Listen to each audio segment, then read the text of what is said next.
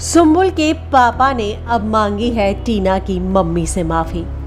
जिस तरीके से ये सारी चीज़ें हुई हैं और जिस तरीके से टीना की मम्मी ने इस बात पर सवाल उठाए थे कि सुम्बुल के पापा आकर मेरी बेटी के बारे में ऐसी बातें कैसे कर सकते हैं, इसके बाद अब एक बड़ी खबर आ रही है। आज सुम्बुल के पापा ने कुछ मीडिया इंटरव्यूज़ दिए जिसमें इस बात का उन्होंने खुलासा किया कि वो आईसीयू में एडमिट थे।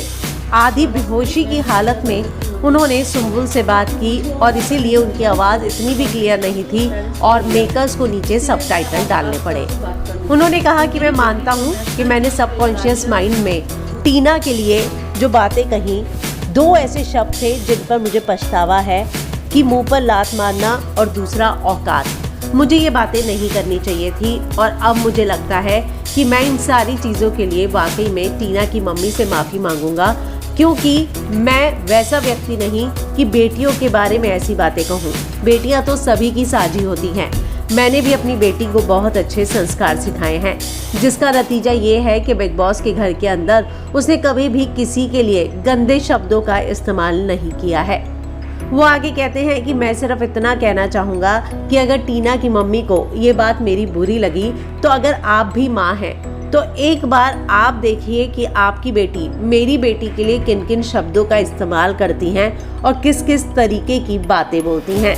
तो कहीं ना कहीं सुम्बुल के पापा अपनी गलती मानने को तो तैयार हैं, लेकिन उनका ये मानना है कि अगर मेरी गलती बताई जा रही है तो फिर टीना की मम्मी को भी ये ज़रूर सोचना होगा कि उनकी बेटी सुम्बुल के लिए कैसे शब्दों का इस्तेमाल करती हैं। हालांकि उनके पापा ने ये भी कहा कि मैं ये भी कहूँगा कि एंडामॉल और मेकर्स का मैं आभारी हूँ कि उन्होंने एक पिता की सिचुएशन को समझा और मुझे बात करने दी।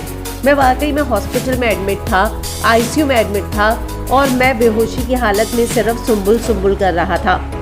इसीलिए मेरी बेटी को ये लगा, छोटी वाली को, कि अगर पापा की बात सुम्बुल से हो जाए तो शायद वो ठीक हो जाए। तो इस तरीके से अब सुम्बुल के पापा ने कुछ मीडिया इंटरव्यूज में इन सारी चीज़ों का खुलासा किया है।